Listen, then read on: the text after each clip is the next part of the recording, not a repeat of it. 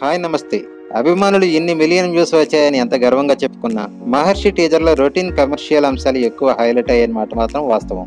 మహేష్ లాంటి స్టేచర్ ఉన్న హీరో మూవీలో ఇవన్నీ సహజమని సర్ది చెప్పుకున్నా కనీసం పాత హిట్ సినిమాల ఛాయలు లేకుండా జాగ్రత్త పడాల్సి ఉంది. నిమిషన్నర టీజర్ లోనే శ్రీమంతుడు, భరత్ అని నేను, బిజినెస్ మ్యాన్ ఇలా 3 రిఫరెన్స్లు గుర్తుకు రావడం అంటే చిన్న విషయం కాదుగా.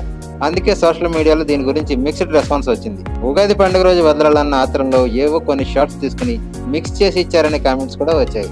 ఆన్లైన్ ట్రెండ్స్ గురించి చాలా యాక్టివ్ గా ఉండే మహేష్ పిఆర్ టీం దృష్టికి ఇవన్నీ వచ్చాయి. వాటిని బేస్ చేసుకుని మహేష్ కూడా మహర్షి టీజర్ రెస్పాన్స్ కు సంబంధించిన రిపోర్ట్ ఇచ్చారట.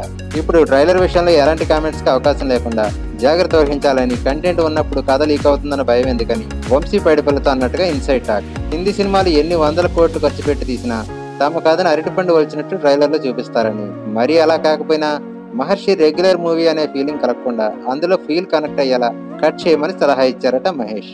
ఇప్పుడు వంశీ పైడిపల్లి టీం అదే పని మీద ఉన్నట్టుగా సమాచారం. డేట్ అయితే ఇంకా ప్రకటించలేదు కానీ ఈ నెలాఖరులో ప్రీ రిలీజ్ ఈవెంట్ చేసి అందులోనే ట్రైలర్ ని విడుదల చేసే అవకాశాలు ఉన్నాయని తెలుస్తుంది. మే 9న వరల్డ్ వైడ్ గా గ్రాండ్ రిలీజ్ చేయబోతున్నారు మహర్షి. సో ఇదండి మరో ఇంట్రెస్టింగ్ అప్డేట్ తో మళ్ళీ మేము ముందుకు వస్తాం. మా వీడియో కనుక మీకు నచ్చినట్లయితే లైక్ చేయండి, షేర్ చేయండి. మరిన్ని లేటెస్ట్ అప్డేట్స్ కోసం మా ఛానల్ ని సబ్స్క్రైబ్ చేయడం మర్చిపోండి. Thanks for watching. Hi guys, నేను మీ Naveen Chandram. Hi, this is Vijay Devarkonda. Please subscribe to Subscribe to.